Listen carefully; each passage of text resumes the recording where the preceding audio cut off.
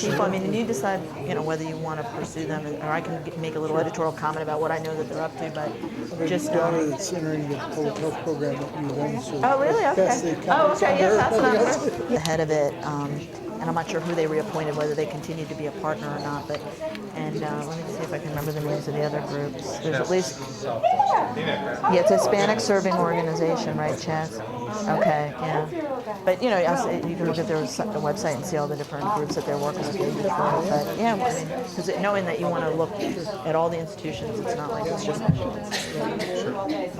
you have a card, or do you have a card, or it's all you? Are you the hub? Oh, good. Yeah, because it's exciting. And are you on the faculty here? Or what's No, your connect? I do teach. Yeah, that's what I think. Oh, okay. We're just starting. Oh, okay. I heard say teach, so I wasn't sure. Are you an MSU? But yeah, much of the man of the community. They're knocking down every English department's door.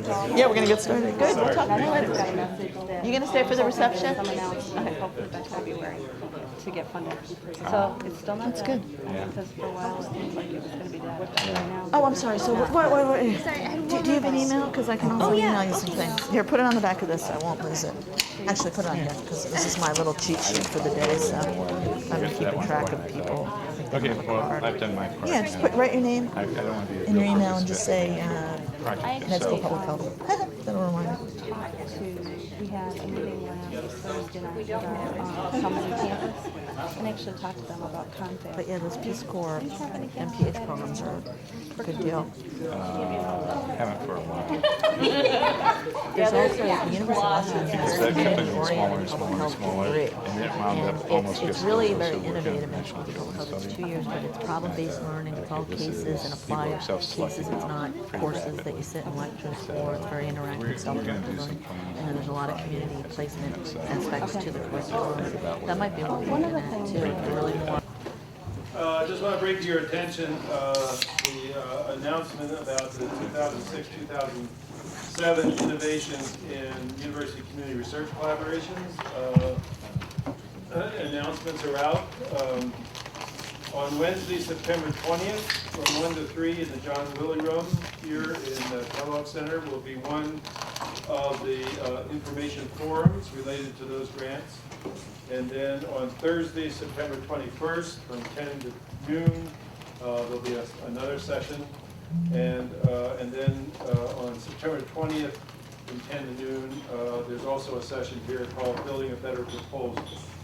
This information is all available on the webpage for the Families and Communities Together Coalition, as well as the University Outreach and Engagement webpage. These are good sessions. They are designed to help people understand better what the format of the proposal is, the requirements for having a community partner, and in the case of outreach and engagement, also an extension partner. There is one funded grant that's set aside for work that's being done in Youthville or in the Detroit area, and so please check it out if you're looking. These are nice seed grants, roughly $30,000 to $50,000 for 18 months, and they're designed to support work that has a high promise for continued external support. I see a lot of the same faces that were here this morning. There are a couple new ones. So let me remind you also of our co-sponsors, the College of Human Medicine, College of Nursing, Office of the Provost, and Office of Outreach and Engagement. I mentioned this morning when I introduced Sarena about her emails. And somehow or another, magically, she slipped away, even though she was in a meeting. Oh. And sent today's the weekly Community Campus Partnerships for Health member newsletter. Now, to be fair, that didn't really come from my email address, I know. did it? Okay, all right, okay. That did not. We do have other staff. This is the table of contents that you get in the email. And then that takes you to another little several pages. they give you little précises about what each of the different past newsletters were about and the current one. And then you click some more and you get the whole spiel here. So if you get on to the Community Campus Partnerships for Health, and especially to become a member, which we like to see, you have a weekly or bi-weekly digest rich with information about community campus partnerships for health, and about funding projects, funding streams, cutting edge work that's going on, and links to other kinds of organizations that are tied into community engagement. So now we reduce your fee by 15% for that advertising. Oh, okay. Yeah, what was the question? There was a question. I was wondering if there is a URL that you could put up. Yeah, well, ccph.info is our homepage, and it's www.ccph.info, because the .org was taken by the Cumberland County Playhouse, and we didn't have the money to buy it from them, so it's ccph.info. But on that homepage under what's new, there's always an announcement about the new newsletter, so you click on that and it takes you right to it. Pennsylvania? I think it's Pennsylvania, yeah, Cumberland County Playhouse, CCPH, yeah. Well, for those of you who were not here for the introductions at either of the previous sessions, Serena got her bachelor's degree at Washington University in St. Louis, went on to get her master's degree and her medical degree at Georgetown University. She is the executive director of the Community Campus Partnerships for Health. Her work focuses on the principles and best practices of partnerships between communities and higher educational institutions around education, research, and community and economic development.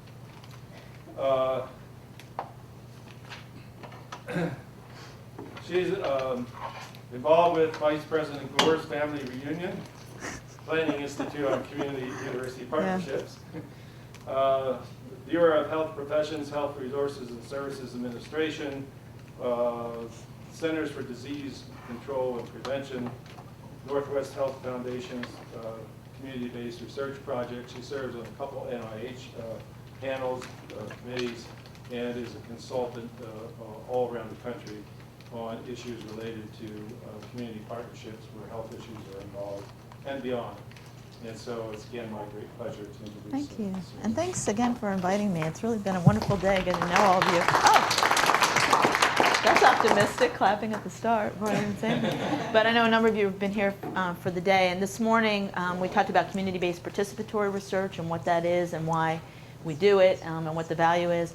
And then we had a very nice discussion, I thought, for about an hour of just an interactive discussion about issues of partnership building and trust between communities and universities. And so to close out the day before the reception, more of a formal talk on kind of what do we know about these partnerships and how can they be focused more on ultimately social change. So I won't go over some of the same things I did this morning because some of you I know were there, but just a little bit of background about the organization that I'm with. It's called Community Campus Partnerships for Health, and it's a nonprofit organization. There's a brochure I think you have with the membership information, and we are a membership organization. And our whole focus is on how to promote health and how to support health in communities through the resources that communities and academic institutions can bring together through partnerships. And we say we promote health broadly defined because we do go beyond, most people when they hear health, they'll think, medical care narrowly or health care. And we really take a broad view of public health and the many social and economic determinants of health. If you ask me to print out our membership list, the majority are from health professional schools and community-based health organizations like community clinics and local public health departments. But our growing area of membership is in other fields that go beyond that more narrow definition of health, and we're really trying to be more connected to other professions and disciplines that ultimately are helpful at promoting health. I'm going to draw on two sources of information primarily for my remarks this afternoon, and there are two projects that I've been involved in. This one is funded by the CDC. It just ended. I mentioned a little bit about it this morning. But the overall goal was it was a 3-year grant from the CDC to build the capacity for communities and academic institutions and health departments as institutions to collaborate on prevention research in the community. At the time, they really didn't use the term CBPR to describe what it was we were doing, but essentially it was a community-based, the idea was how to promote community-based participatory research partnerships. And what we did is we looked at data across a number of different organizations' experiences doing CBPR to learn about how they developed their partnerships, what the success factors and challenges were. And the two major, well, let me just show you first these are the different organizations that were involved in the project. And I'll just briefly tell you what they are so that you have an idea of what the data was we drew on. The Caucus on Community-Based Public Health is a subsection of the American Public Health Association that is comprised of community-based organizations and academics that are working on collaborative research in public health. The CDC Prevention Research Centers, it's a national program. They have over 30 centers around the country. 2 of them were very involved in this project. The one in Michigan, it's a statewide PRC, and Yale Griffin in Connecticut. The CDC Prevention Research Centers it's an interesting structure actually for a federal funded project. They have what's called the National Community Committee. And every one of these prevention research centers has a community board of community members that advise and govern the research that's done by those PRCs. Now, how they define community varies. Some are very grassroots organizations, others are local public health agencies, organizations. But they have formed a national community committee that has representatives of each of those community boards that advise the CDC, and they were involved in this project. We also had the 3 CDC urban research centers involved, one in Detroit, one in Seattle, one in New York. That's a program that unfortunately the CDC has zeroed out, although the centers have continued with other funds. My organization, we served as the facilitating coordinating center of this project. The Community Health Scholars Program is a postdoctoral fellowship in community-based participatory research that's offered at 3 schools of public health. And then a partner that came in the last year is the Wellesley Institute, and they're based in Toronto, and they promote urban community-based research around urban health issues. So basically, the idea with this project was every one of these partners had some data to draw on from their own experiences in CBPR or from a larger network that they were connected to. And we looked across all of their experiences.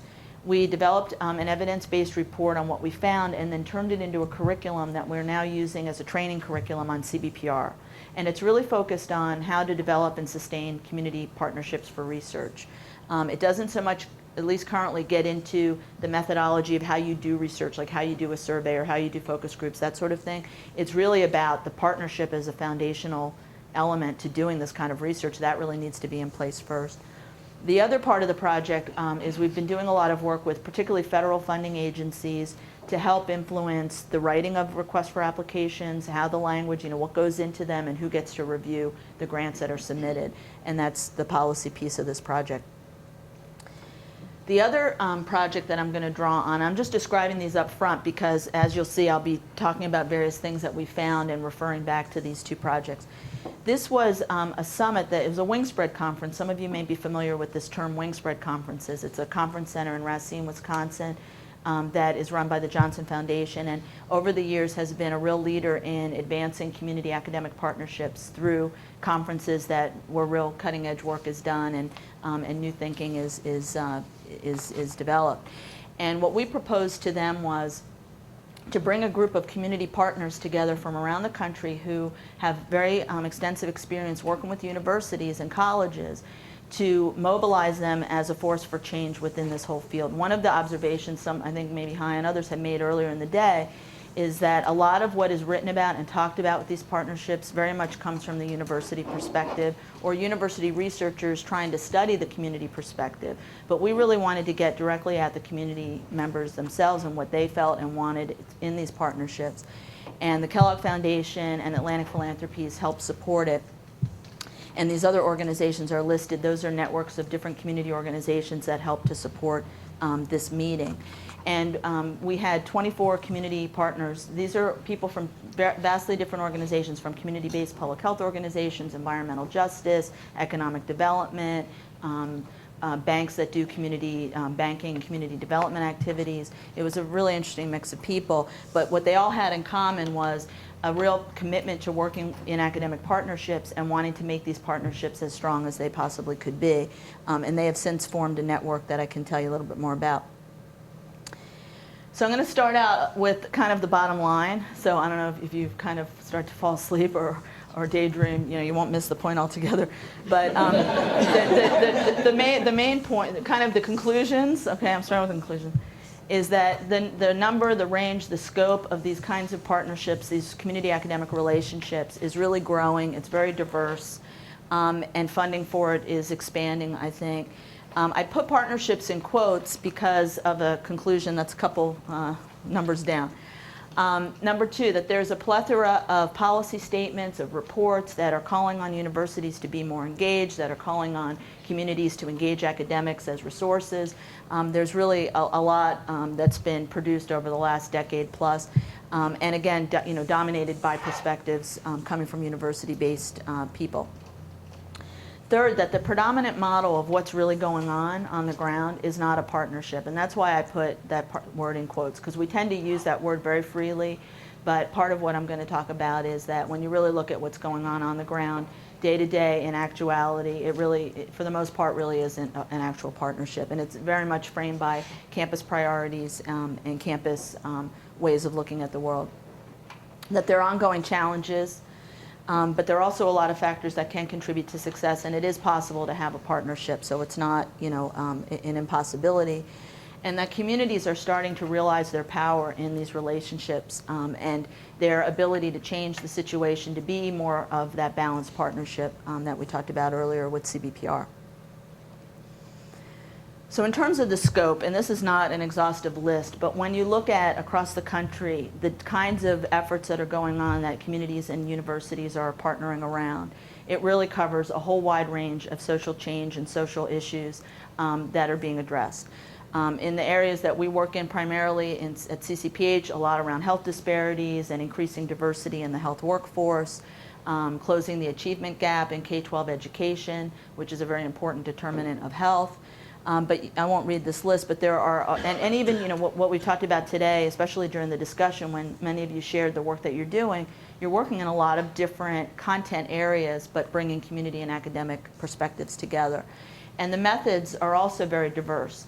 There's pure community service, volunteerism activities, service learning, where students are engaged in getting academic credit, community-based participatory research, broader engaged institution initiatives. It's really quite diverse and growing across the country. This is from just a little bit of data from a Campus Compact survey. This is an organization nationally of college and university presidents that is committed to community engagement, and they survey their about 1,000 members every year, all universities and colleges, to find out, at least in that subset that really have made a commitment to this work, what are they actually doing? And 98% of their members are offering service learning courses for students. Almost an equal number have many community partnerships. Self-reported, this is from the universities. They calculated $4 billion in student community service, and a very documented over the years growth in university structures that support engagement. So it might be offices like the office here of engagement here at MSU, a vice provost position, an office of service learning, a university unit of engagement, various names, but they're growing. And also that there's a growth in CBPR projects being undertaken. And the funding, again, it's not an exhaustive list, but just a range of funders that are seeing these community academic partnerships as a vehicle for change, both within communities and within institutions, public and private, funding it. And there are a lot of benefits, and there are benefits that have been documented in the projects, both the Community Partners Summit and the CDC project that I mentioned, and other literature too that talks about, well, what benefits are there to communities of being involved in these initiatives? And certainly there's been documented primarily at specific projects on the ground, building of capacity in communities, advancement of an organization's mission by having that partnership, new perspectives and insights, funding that they could obtain by having an academic relationship that they would not otherwise be eligible for. I talked earlier about a community health center in Yakima that, as part of their partnership agreements now with universities, has the expectation that kids from their community, from their Hispanic community, are going to get access to that university and be able to be mentored and exposed to opportunities in higher ed. that exposure to higher education and access is one possible benefit. And we found in a lot of our work that one big benefit that communities felt is that they're being recognized and honored for their knowledge as teachers and experts, that one element of these partnerships can acknowledge them as the experts that they are. And of course, there's benefits to students, particularly around the work they do in service learning and community-based research projects. Over and over, transformational testimonials from students about transformational learning, that they learn things in the community they never learned in the classroom, getting out and really seeing how the real world works, challenging their values, getting an understanding of what the social justice issues are, working with diverse communities are some of the benefits to students. For a lot of faculty in this arena, the ability to link their personal and professional lives can be very profound. Where I may be volunteering and very active in a community, but it's very segregated from what I do in my teaching and my research. But this community engagement work can really tie those pieces together very well. Linking those lives, really fulfilling personal values. I didn't really describe, but another study that we did looked at service learning in the health fields, and we did a longitudinal study of faculty teaching service learning courses. And in that evaluation work, it really showed how their scholarship changed over time, how they were able to really match their personal values with what they were doing in their academic work. New funding, validation externally from partners that cared about the impact they were making. Of course, there's benefits to institutions, and again, these slides are just some observations. It's not an exhaustive list by any means. But universities, colleges can really advance their missions in teaching and research and service across all three through this kind of work. Many have shown to retain students more, to increase alumni giving as a result of students who feel very giving towards that institution after the experiences they've had in the community. Graduates that go on with competencies for practice in a variety of professions because of that community engagement experience they've had. Certainly institutions, particularly health science centers, recruit participants in their studies as a result of their community engagement. And accreditation, particularly at places like MSU, where you're part of an accreditation body that looks for this explicitly. In terms of this point about the plethora of statements, this is a list of a number of statements that have come out going back to 1998 on calling on universities to be engaged, calling on communities and campuses to partner together. And a number of them have been supported by Kellogg. Some of these were wing spread conferences. And this is just an excerpt from one, just to give you a little bit of an idea of what these reports say. So Kellogg Foundation has a report on what they consider to be vibrant university university partnerships, and that they see their present and their future linked. They collaboratively plan and mutually develop mutually beneficial programs. They engage in reciprocal learning. They respect the culture, knowledge, and wisdom of the other. These are sort of their benchmarks for what they consider to be engaged institutions. They have structures that are open. They have very high expectations for involvement. They promote diversity, and they regularly evaluate themselves. And this statement and lots of others set up a very high ideal of what we expect these partnerships to be like and what we hope to see, on the ground. But I would argue that from the work that we've done, and this is now 10 years into this organization, that there's quite a lot of rhetoric about that approach. There's not a lot of actual examples on the ground. And there are many, many reasons for that, and a lot of challenges to really having this be a true community-driven, community-engaged process. A lot of the partnerships, quote, are initiated by campuses that are framed by an academic mission and priorities. Whether it's we need to find placement sites for our students, where we have a great program we want to roll out in the community, we have an opportunity to get a research grant to study obesity, who can we work with, let's get this started. And I'm not criticizing those approaches as approaches in and of themselves, but just really looking honestly at this whole field to really think it through. Where are those priorities coming from? Are they truly community generated? A lot of grants and programs now are expecting community partnerships, community engagement, and I think a lot of funders don't necessarily even know what they're really asking for. and many of them don't really know what they're looking at when they see these proposals coming in, but there is a high expectation for this kind of engagement. Disconnects and contradictions, what I mean by that is it's not uncommon at all for a university campus to be, I mean, I can give you examples from where I'm based too, at the University of Washington, where in one neighborhood in the university district, where, really taking over space in that community, displacing businesses, low-income residents, really in a way that is very much not sensitive, I don't think, to the local community's needs and issues, or not engaging them in a real dialogue. But at the same time, there's wonderful CBPR work, wonderful service learning work going on in other areas where those community partners are just overjoyed with how the university, maybe not overjoyed, but those partnerships are going well. And there's lots of disconnects on a given, and I think this would be true of any institution that has so many tentacles and so many parts of it, that it's not all marching to the same drummer.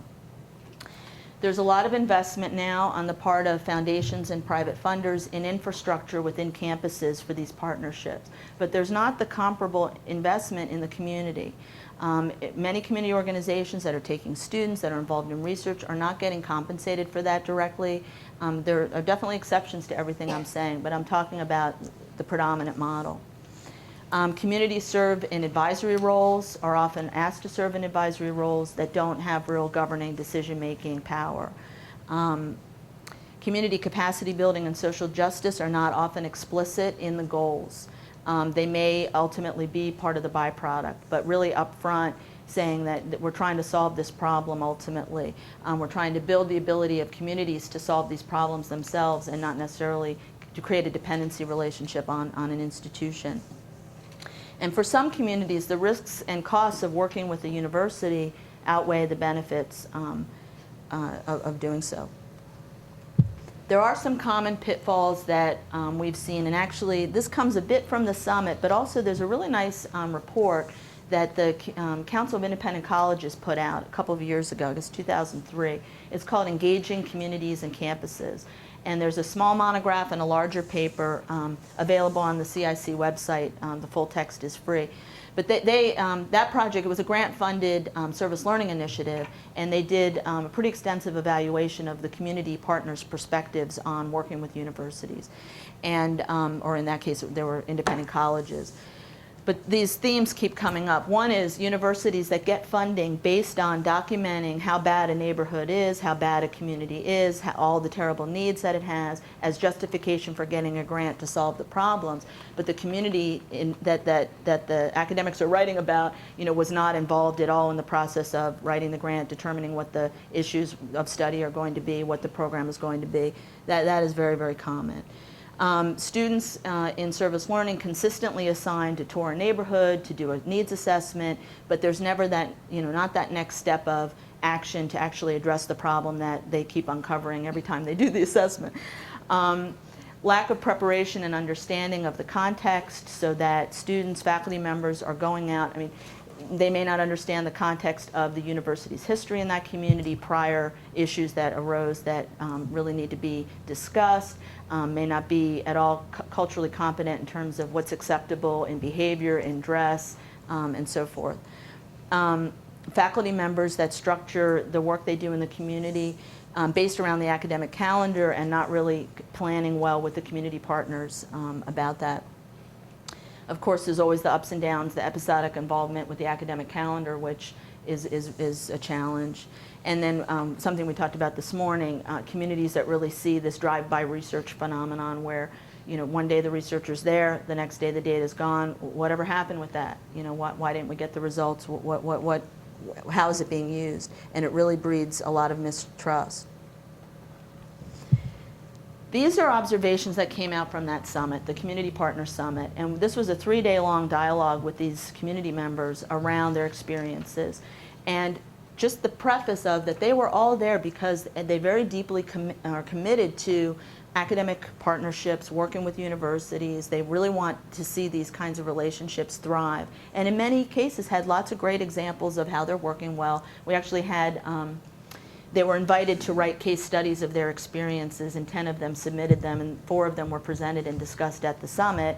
And there were very positive, encouraging elements of them, but also I think there was a real climate created at this meeting, in part because it was all community partners and there were no academics in the room, unless you count me, which I do serve in that role too, but I was there really more as a listener and not there with any partner that I work with in the community. And I think that helped create an environment where they could really be open and honest with each other. So these are some of the things that, from their perspective, their reality, that there's this buzz, in higher ed, there's this community engagement buzz that this is something we all need to be doing. And in one case, one of the participants had, it was kind of a funny little quote, I don't have it exactly, but where her local university, over the last 4 years has changed the name of their center. It was Center of Service Learning, then it was Center of Community Engagement, then it was Center of Community Academic Partnerships. And from the community side, things kept changing and they weren't really sure what this was all about, and it seemed to be, the latest fad is what they would take on, but was there really a long-term commitment to working with them? And that was unclear. That the predominant model from their perspective isn't an authentic partnership where they're there at the table as equal, equitable partners.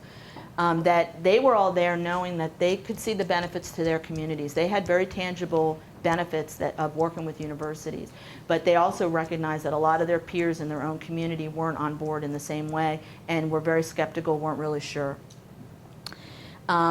That the relationship over and over again we heard is based on individuals, and there was a lot of concern about, is this really going to be institutionalized? And it was interesting to me because a number of the people there had been in partnerships for over 10 years with universities, major long-term community academic relationships, and they were still at that point really scared that if that one person that was really at the helm were to leave, they weren't sure. They were very uncertain that it would continue. It hadn't really become embedded in a way that they could feel confident that it would be, it's really an important part of the institution's mission, and that was a concern. There was a lot of concern from community groups that they lose their community credibility when they start working with universities, that their peers start to see them as maybe being co-opted by an institution or becoming part of an institution not as grounded in the community, and that was an issue they were concerned about. They acknowledged that a number of them themselves would not define themselves as community members, but really as intermediary brokers to a larger constituency that they had access to. There was concern that there's often an assumption that, that community groups need the academy to have a legitimate conversation, that academic knowledge has greater value than community knowledge. And I have to tell you that it also came through even in the planning of the summit, because some of the co-sponsors from the beginning were really trying to argue that we needed to have some academics in the room, and part of it was to have a reality check on higher ed issues that came up or have experts on the university side there. And the community partners who planned the meeting, it was entirely planned by them, were very insistent, no, we need this space for ourselves, and our conversation and what we have to say is very legitimate, whether it's reinforced by somebody who's there from a university or not. A lot of discussion about the playing field not being level, whether it's because of resources or power or political clout, access to resources that the communities themselves couldn't necessarily directly access. That building community capacity is not a major conversation or an explicit goal oftentimes. That funders are getting more, there was a lot of discussion about funders getting more invested in this, and some of them, kind of, quote, starting to get it, understanding what this really means and how long it takes to develop these relationships. That there's significant difference between mature and early partnerships, that those that were mature had evolved to the point where the trust had been built, they were able to really articulate their needs, their needs were able to be met. They were at a really different point than partnerships that were just getting started. And then this final comment, which I kind of started with, that there are a lot of challenges, and these issues are real issues. I mean, these are their perspectives. But at the same time, they know that there's a value in working with universities, and they want to see it work. And in part, they're doing it because they want to protect their communities from the harm that could come if they weren't at the table. And I thought that was interesting, too. So there are a lot of challenges, and these are some that came up from the other project, the CDC project, which really involved community academic and public health department perspectives, but some very similar themes coming through of the distrust of academia, the unequal power, The fact that in many institutions, and I know Michigan State may not really be one, but in many universities, it's really not seen as credible work, it's not seen as valuable scholarship, and then community organizations don't often reward their staff for these kinds of partnerships. But there are things that are working. And so, I want to start out with the challenges and the issues, which can be very sobering, but at the same time, and this is all from the summit, there were many stories and examples that we culled out of with these themes of things that are working. Like, where is it working well, being able to partner effectively? When there's strong relationships of trust, when there's transparency, when community partners involved in a CBPR project have direct access to the funder, just like the principal investigator does. When information is flowing readily and it's not being stopped along the way before it gets to them. Where there's respect, equity, and no hidden agendas. There was a quote about, self-interest is only slimy when you don't reveal what it is. I mean, it's fine to have it, everyone does, but get it out on the table. And there was a lot of discussion, particularly in the mature partnerships, that were at a point where they were so trustworthy and strong that, people could basically say whatever it is they needed to say and not be worried about the consequences necessarily. There was one case, this was a partnership where the university had multiple people at the table that were pretty much speaking with one voice about what they wanted to see happen. And the community organizations realized that they were all there with each of their different agency hats on and community hats on, and they weren't speaking with one voice. And they were quibbling amongst themselves. So in that partnership, they were really at a disadvantage in terms of the decision making. And so what they decided to do was they formed their own separate little coalition, they called themselves the CBOP, the Community-Based Organization Partners, and they would meet before the partnership meeting so that they would get their collective act together. How are we going, what is our perspective here? And they started to see, more of a balance in the relationship as a result. So that was one strategy. Shared ownership, community organizations. There were a number of participants that had been involved as co-principal investigators on grants, research questions asked in ways that are relevant to communities. This comes up a lot, particularly in clinical research, but there was some discussion about randomized studies are fine, okay.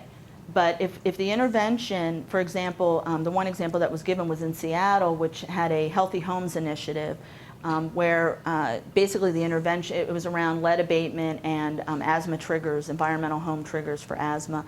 And so they were bringing in things like new mattresses and bedding and cleaning up the housing. And so, they were studying various elements of this intervention, and the community would not accept a control arm that got nothing. And so they changed the design so that there was a control, but then all the families involved, even in that control arm, eventually did get the intervention and became a control for themselves in that intervention. So there are study designs that are more or less acceptable to communities, and there was a lot of discussion about what's working is when those designs are modified and really community concerns are taken into account. Community partners valued for and compensated for their expertise.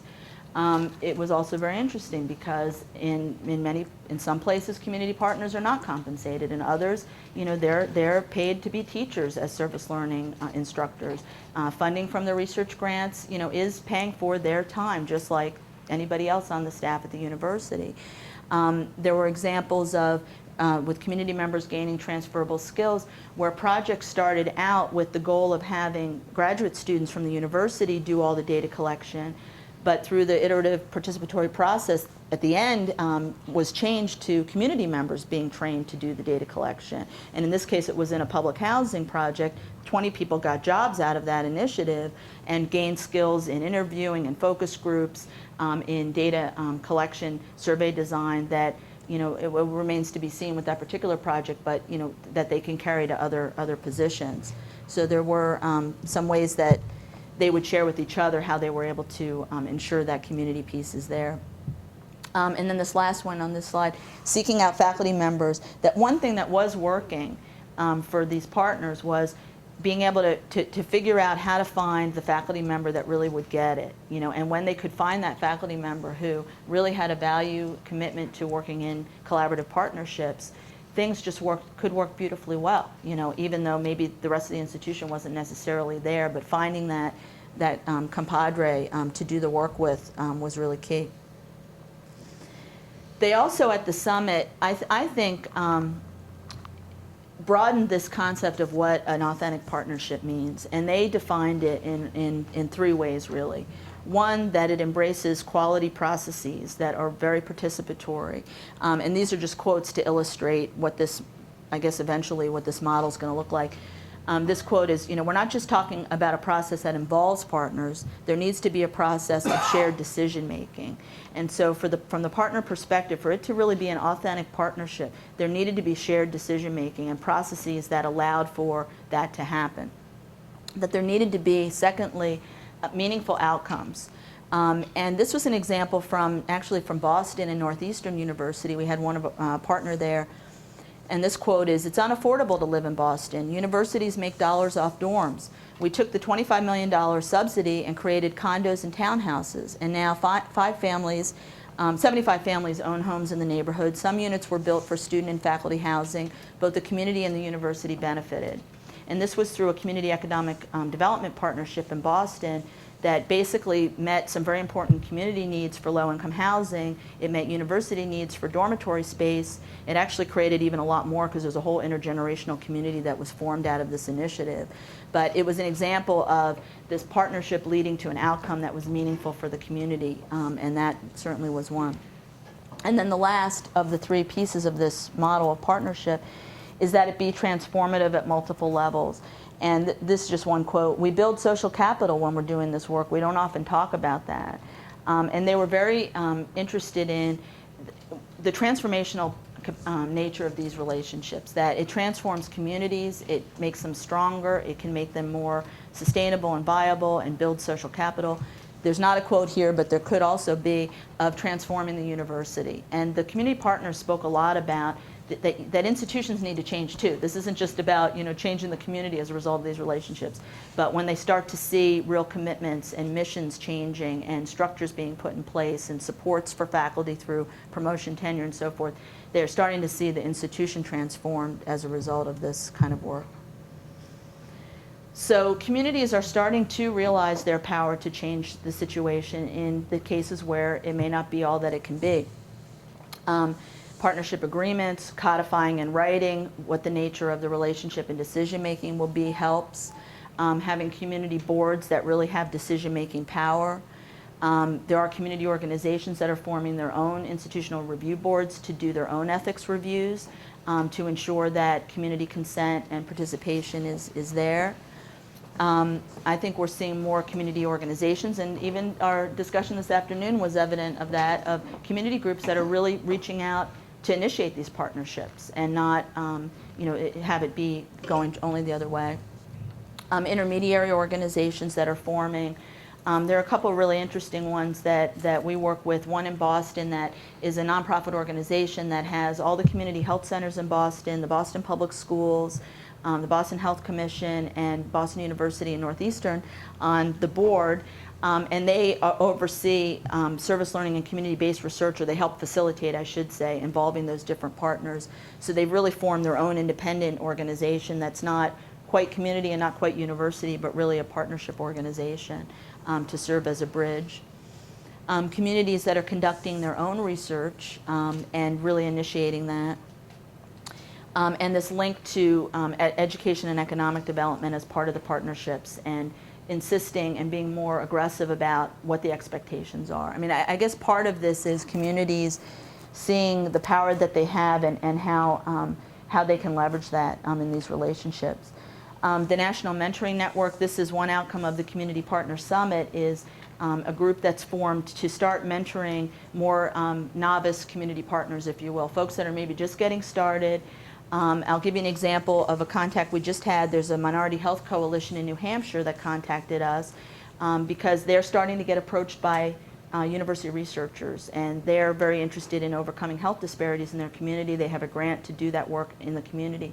And they really want to make sure that they don't just enter into this relationship willy-nilly. They really want to think it through and be thoughtful about it, and are looking for consultation from a more experienced community partner doing this kind of work to help them in thinking these issues through before they even sit down at that table.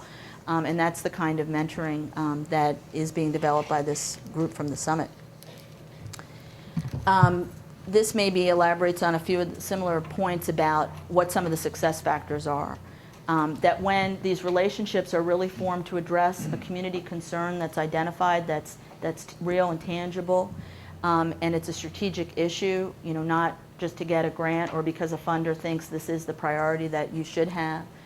Prior relationships, trust are key to these relationships. When there are structures and processes that really codify this sharing of influence and power, whether it's in decision-making rules for how we make decisions, how information shared, that sort of thing. When funding is distributed equitably, when there's supportive policies and structures, reward structures, and so forth.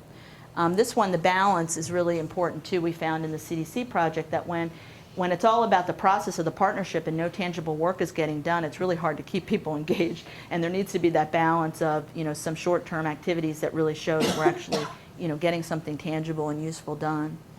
I won't read through all those.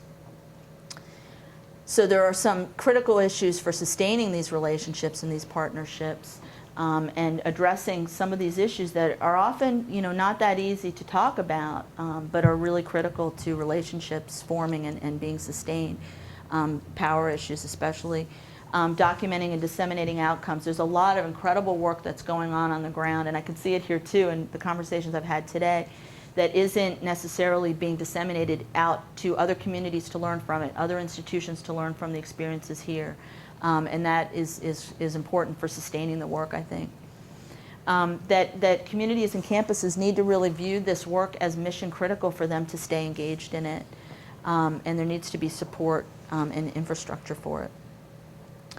So some of where we're going, and this is just a little view into the future, it's, there's lots of ways to look at it, but I think that, that with communities being more assertive in these relationships, that you're going to start to see more community-initiated partnerships with institutions, multiple community organizations working with multiple universities in a given geographic area, for example.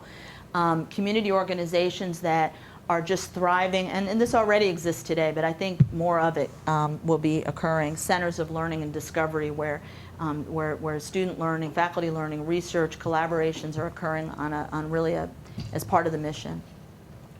That there will be more intermediary organizations formed, like the example I gave in Boston, that are serving a bridge building role between the institution and the community. And it really is a global phenomenon. I know we've been talking today really about experiences here in the United States. A little bit Canada came up earlier, but that these kinds of relationships and these discussions are happening in many, many countries. There's a very active network in Australia, in South Africa.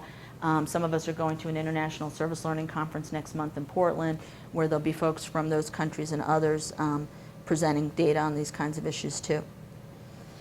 So I think this is maybe the end. So part of, I think, these observations from both these projects, the Community Partner Summit and the CDC, I think start to lay out a bit of an evolutionary process that probably if you were to have looked at this field 15, 20 years ago, a lot of discussion about service, community service, and service learning is starting to evolve into partnerships really for social change and ultimate improvement in communities. And transforming institutions. That where it once may have been community-oriented, it's now community-based and becoming more the community partnership. That where universities would look at teaching research service missions are now coming together in a more unified and integrated way with community engagement infused throughout, and Michigan State is certainly a great example of that. And that there's going to be more coordinated strategic efforts, not the fragmentation of lots of different things going on and no attempt to kind of unify and have even more impact in communities as a result. So with that, those are some kind of observations of this field, what we've learned from our experience at CCPH about kind of the principles that are overarching, but then what's really happening on the ground and how can we help strengthen it. And I'm feeling very optimistic about the direction that we're all going to go, recognizing that there are a lot of challenges, but that there's commitment on the part of institutions and communities to really make these partnerships work. I have showed this a little earlier too, just different ways to stay connected to us. Hy mentioned our newsletter that comes out every other Friday. We also have a number of electronic discussion groups that have some active discussions and postings on community-based research and community-engaged scholarship. The Consultancy Network is our vehicle for doing training and technical assistance and matching up consultants around the country who can speak and do workshops and so forth. And then some of our upcoming events, and I'll just highlight one that has a deadline coming up. Our conference next year in Toronto is in the spring, and the call for proposals is October 6th. And we do have some funding right now in hand from Kellogg to help support community participation in the conference. So if you're a faculty member with a community partner and want to submit a session together, there may be a source of support for that person if your proposal gets accepted. And we are trying to raise money from other sources for similar support for people to come. And maybe in closing, I'm going to highlight a guest that came.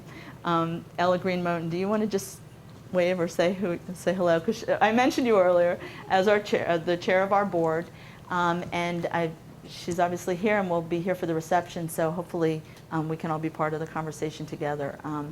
And Ella was at the Community Partner Summit that I've been speaking to in this talk, and was really instrumental in getting that whole thing even going and the planning of it. And you know, so I certainly am not the only voice here who can speak from that experience, but I think there's a lot that we've learned from really hearing from community partners directly, unedited, from their perspective of these partnerships. So open to questions and discussion and challenges from any of you. Thank you. Yeah. This seems to just make a lot of sense intuitively. Yeah. That there'd be more of a positive outcome if there's more of a collaboration. Yeah. Rather than it being one-sided. So I'm wondering, and if this is something that you talked about this morning, I wasn't there. I feel like you have to go over Oh, the okay, whole sure. ground. But I'm wondering, where has the resistance come from in it being more of an equitable arrangement between academia and community? And is it a matter of just maturation at the community level, do you think, or at the academic level too? Yeah, it's very complex, I think, because I think some folks that get involved in this work from the academic side don't truly know what's involved in this kind of equitable partnership until they're in it for a while, you know, and they start to see what the implications are. And often it involves, let's say as an individual faculty member, me, you know, doing this work, it involves structures and systems and policies that are often beyond your direct control. But in that maturation process of the relationship, you can start to learn where are those points of influence in your institution. How can you maybe ask questions and get things done a little different way? You know, like for example, you know, I might take at face value right off the bat, well, the indirect money that comes in from the grants, none of it can go to the community. That's just the policy at our university. But yet at some institutions that isn't the case. But I may not know to ask that question, or I may assume, you know, that things need to be a certain way. And I think it is a process of education and discussion and involving key people, you know, within, let's say, on the university side as to what this all entails, what the challenges and issues are. I mean, I think most people come to this with a commitment to really do it well, and who really want to see this partnership be the equitable partnership that it can be. But I think there are a lot of kind of institutional structures, policies, barriers that get in the way. And you know, part of having these dialogues is to help uncover what those are and ways to solve them. That would be one way that I would answer that. I see other people nodding, or maybe if you want to elaborate on anything or add to it from your experience, please do. Yeah. Oh, I saw you behind just nodding, so I was reacting to you. I was reacting to you. I work for the College of Human Medicine. Oh, okay. We've actually been going around lately to all of our community campuses, talking with them in regards, and a lot of the issues you're talking about is exactly what's happened. In the past, pretty much the drive-by research is what's been done in the communities. They haven't felt like they've been an equal partner. One of the big things they raised with us was getting a portion of indirect costs back, the ability to submit proposals through our university as a community, you know, campus. Yeah. And they're all things that are right now barriers that we are trying to struggle to overcome to be able to allow them to do some of the things they're requesting. Yeah, Ella, please. I think sometimes too it's just that past history that was sort of left hanging, and it might not have really been a lot of stuff that went wrong, but there's stuff just buzzing in the community that needs to be addressed. So sometimes you just need to have discussions with the community to find out, where they are, because oftentimes they're as scared of you as you are of them, There are just issues on both sides. Yeah. when you Yeah. talk about it. Yeah. Yeah, sure. You said that the summit gave evidence that community capacity building was something that community partners really wanted to see as more of an explicit goal of these partnerships. Was there any discussion or indication that the partnerships had started to increase that? Though there's been an increase of the existence of partnerships, is there more evidence from the community's perspective that they're actually increasing social change? Yeah. Well, there are examples of policy changes in a community level, jobs being created, the ability of communities to be applying for their own grants and doing their own research, inviting academic partners in, new programs and structures that have been established. So yeah, it's not that there isn't any capacity being built, but I think one of the big observations from their partners was that this is often not really explicit in the design of our work together. And we need to be more upfront about what it is we really hope to see in our community change and in the university change, from the very start. So there are examples of it, but it's not, it's not often, maybe front and center as to, what the purpose and the focus of the work is. And that's where we started to hear the stories like what I mentioned from Vicki at the Yakima Valley of, at a certain point saying, well, wait a minute, all these years, and what about access to higher ed for our kids? How can we start building that in? And let's, and it really came from the community asking and wanting to see changes in the relationship that weren't really part of the plan from the start. Another thing I would say, it's a little, not quite community capacity related, but kind of on a related note is, I found there were some interesting examples of where community organizations had taken the documents that the universities had produced and kind of turned them around in many ways to their advantage. And there's an example in Seattle. University of Washington has on the books kind of ethics of community-based research, and that all faculty who do community-based research should do it in this participatory way. And it lays out many of the things we talked about this morning. I'm a faculty member. I remember maybe 5 years ago I got an email with this attached, but there's been no effort internally in the university to really try to promote that or really adhere to that. It's not connected to IRB or anything. But there are community groups that, it's on the website, they got a hold of that. And there have been a couple of really interesting examples where university faculty went out to the community to do a project, and the community group pulled out the principles and policies and said, did you know that, you're supposed to be doing this, we're not really talking about this. And it really changed the dynamic, them being able to bring that right up in front and center, and that's, often that information's hidden or it doesn't exist, but that helped really change the dynamic so the community could be asking, be more aggressive up front about what their expectations are and really putting it under the rubric of the university's own policies and language. Yeah. From a community standpoint, often, whatever the institution is, if it's a university or a church or a corporation, more often than not, they come in with a certain amount of arrogance of being the authority, the resource, the gift from God, so to speak. And there's an attitudinal gulf that needs to be bridged. That is two-sided. I mean, the community oftentimes isn't sophisticated enough to actually compete at that academic level, but they do have something to bring to the picture. Yeah. And the academician, too often assumes that they know everything and that they come to, to share something that these poor people should be kissing their feet for, and that becomes the gulf that creates that problem right from the beginning. Yeah, no, that is a common issue, and one, with this morning there was a set of questions of when as a faculty member doing this versus not doing this kind of work, that it isn't for everybody. But I think that if you can see in that dialogue some kernel of an opportunity, there may be others to work with at the university, and it may be really an educational process on your part for that faculty member to know that this just doesn't fly in the way we do things here. If you're really committed to this, we're undertaking a long-term relationship process here, and we'll see how it goes. But I think there have been way too many communities that have immediately kind of gotten into things, which is why I was so excited to hear from this coalition in New Hampshire that I mentioned, who realized we're being asked to be parts of things by academics. We're not really sure if these are the right ones we want to work with. We don't know that they really understand this participatory process. We better figure that out for ourselves first.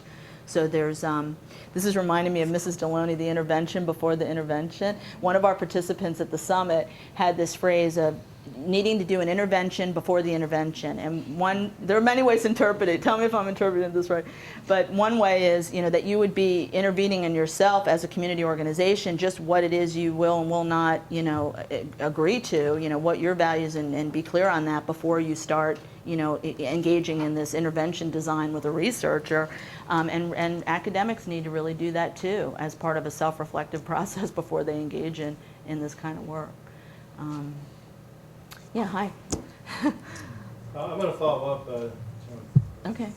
from a different perspective. Most university faculty spend 21 years becoming 21 years in education. Yeah. Then they do anywhere from 3 years postdoc, and if you throw in positions, it's residencies and internships. So from age 6 to about age 33, or maybe 30, they finally get a job. None of that training has been steering them to doing community-based collaborative work.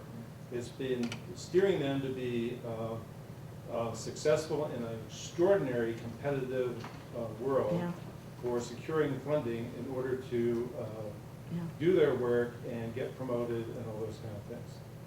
So, what are the implications of all this work for training the new generation, that's one of my questions, of university faculty? Secondly, I'd like you to comment on why us? Why is higher education being asked to do now what government does not do?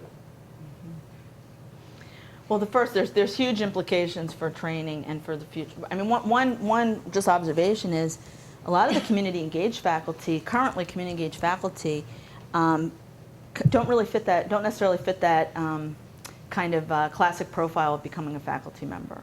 And we have a little mini study going on looking at this, but where many of the community engaged faculty have been out in practice. They've either been practicing health professionals or lawyers or engineers, and now they're coming. There's kind of this going back in and out of the academy, which is changing the nature of their work and the universities.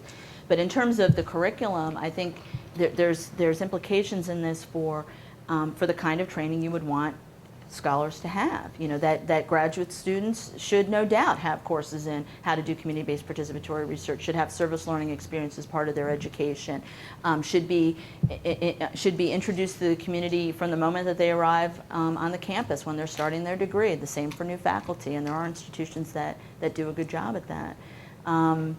That young, particularly graduate students going into doctoral programs, health professional programs, need to be exposed to mentors who are doing this work, who can demonstrate that you can build a career around this, that there is a future for this in the work that you do as a faculty member. So there are a lot of implications. The CDC project developed a curriculum that is now being used. It's really for training for professionals already in practice and faculty, but we're starting to incorporate it into postdoc fellowship programs, this Kellogg one that I talked about. And in terms of why us, well, I mean, part of it is what the purpose of higher ed is as a public good. I mean, the mission of institutions. It's not so much we're picking up things that others need to be doing, but what is our obligation as citizens, as institutional citizens, as in part publicly funded institutions, as generators of knowledge, as really opinion leaders on important topics of the day. I mean, I don't think we can hide from that obligation. And I think that the communities that are really asking for this partnership, kind of approach, really recognize that there's something very special about colleges and universities that isn't true for other kinds of institutions. The knowledge, the experience, the expertise, that really are part of it. It's one important piece in solving the problems that we face in our society. So, I don't really see it as an, us or them, or, who gets what slice, but it's a calling, to be engaged. It's interesting to contrast or maybe compare with what's happening in the hospital sector right now, in public hospitals that are being challenged by, you have a tax exempt status, what is your community benefit? It's not enough to write off bad debt or to have charity care. Maybe it's not enough as universities to educate people to the point of you graduate and you go and good luck from there. But what's that obligation for a broader societal benefit is really important. Did you have a comment or a question? Oh, you were. I'm thinking of one of the first things that were done was the obstacle in the university that this work may not be perceived as mission critical. And to me, that also speaks to the question of why is there an inherent inequity? Yeah. In other words, the president of the college may not perceive that it is mission critical for the university to be involved with the neighborhood in Detroit. The faculty member also, and again, since I teach, I know about that semester schedule. Yeah. And almost everything else falls away when you get to the end of the semester, except the bare bones survival, mode that the professor is in or that the instructor is in. And so mission critical becomes very personal. Yeah. What do I have to do? And what is extra? And I think part of changing the paradigm is that the community collaboration has got to become mission critical. And that, I guess another implication of what you're saying is that the community collaborations that are ongoing, that have academic involvement but are not dependent on the academic participation, so that it falls apart when a faculty member, it has a quarter off or leaves or goes on a sabbatical, and that I think is also part of the sustainability of these relationships, is that they go beyond, one individual, but they're also not so heavily dependent on the university's consistent, constant presence. Like, communities are working to solve these problems day in and day out, whether the university's there or not. But how can universities and faculty members link into things that are already ongoing and build and support them? Because just as a matter of scale, it's much more likely that it will be mission critical on the side of the community organization than on the side of the university. And your point, I think, is exactly right. Yeah. It's got to go beyond. And the example I gave this morning, the partnership that won the award, the MUSC partnership, has such an involvement of community organizations. MUSC is playing a very critical role there. I think it would, it may not sustain itself if all of a sudden the College of Nursing said there's a new priority for themselves. But it's very well embedded across a number of organizations, that it's not so dependent on one person or one. If the president leaves and has different priorities, a lot of this, it remains to be seen. It's hard to predict. Are there other comments or challenges? It's really been an interesting conversation. I know we're going to go into reception, so we can keep it going from there, right? I was being gentle with you. I had asked Oh. one hard question. Yeah, no, you. Well, thank goodness for Michigan Yeah. State University, we have a president who is front and center Yes. on us being committed to working in communities around the world, actually. And so we talk about being a land grant and a global grant institution. So from our mission statement to the Board of Trustees on down, it's very clear to everybody who works at Michigan State University that you can set aside this kind of work to build your career on. You don't have to, but you can. Yeah. And that should be as valued as anybody else's choice in how to build their faculty career. I want to invite you all to join us in Red Cedar B for a reception. Please come on down, and please join me in thanking Sarena. Thank you. Thanks. Thank you.